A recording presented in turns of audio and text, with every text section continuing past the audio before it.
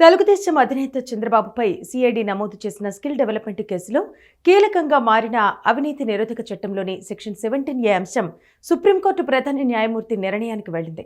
ఆయన దాఖలు చేసిన క్వాష్ పిటిషన్పై విచారణ జరిపిన జస్టిస్ అనిరుద్ధ బోస్, జస్టిస్ బేలా త్రివేదితో కూడిన ద్విసభ్య ధర్మాసనం తీర్పులో భిన్నాభిప్రాయాలను వ్యక్తం చేసింది. సిఐడి 17A నిబంధనలు ఉల్లంఘించిందని జస్టిస్ బోస్ తీర్పు అభిప్రాయపడగా, చట్ట సవరణ తర్వాత కేసులకే 17A వర్తిస్తుందని జస్టిస్ త్రివేది పేర్కొన్నారు. ఈ కేసు తీర్పులో వేర్వేరు అభిప్రాయాలు ఉన్నందున తగిన మార్గదర్శకాల కోసం సిజేఐకి దీనిని నివేదించారు.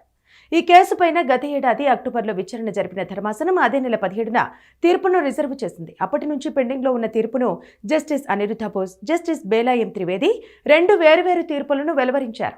అవినీతి నిరోధక చట్టం 1988కి 2018లో సవరణలు జరిగిన తర్వాత ఈ సెక్షన్ 17A తీసుకువచ్చారని, ఈ నిబంధన అమల్లోకి వచ్చిన తర్వాత దర్యాప్తు ఆ నిబంధనకు అనుగుణంగానే జరపాలని జస్టిస్ అనిరుద్ధ బోస్ అభిప్రాయం వ్యక్తం చేశారు.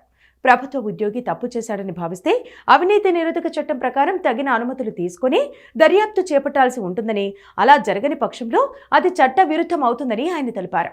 1988 అవినీతి నిరోధక చట్టంలోని 13(2)లో సెక్షన్ 13(1)(c)లో సెక్షన్ 13(1)(d) ప్రకారం ముందస్తు అనుమతులు తీసుకోకుండా చంద్రబాబు నాయుడిని అరెస్టు చేశారు కాబట్టి పై ఆ సెక్షన్ల కింద ఆయన పైన చర్యలు తీసుకునే అధికారం లేదని జస్టిస్ అనిరుద్ధ బోస్ తన తీర్పులో అభిప్రాయపడ్డారు.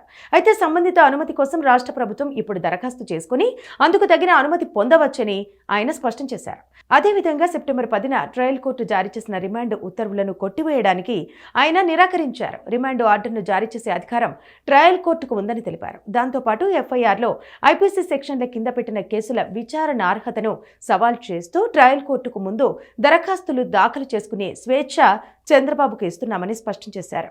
చంద్రబాబు దాఖలు చేసిన క్వాష్ పిటిషన్ను పాక్షికంగా అనుమతిస్తున్నట్టు జస్టిస్ బోస్ తన తీర్పులో పేర్కొన్నారు.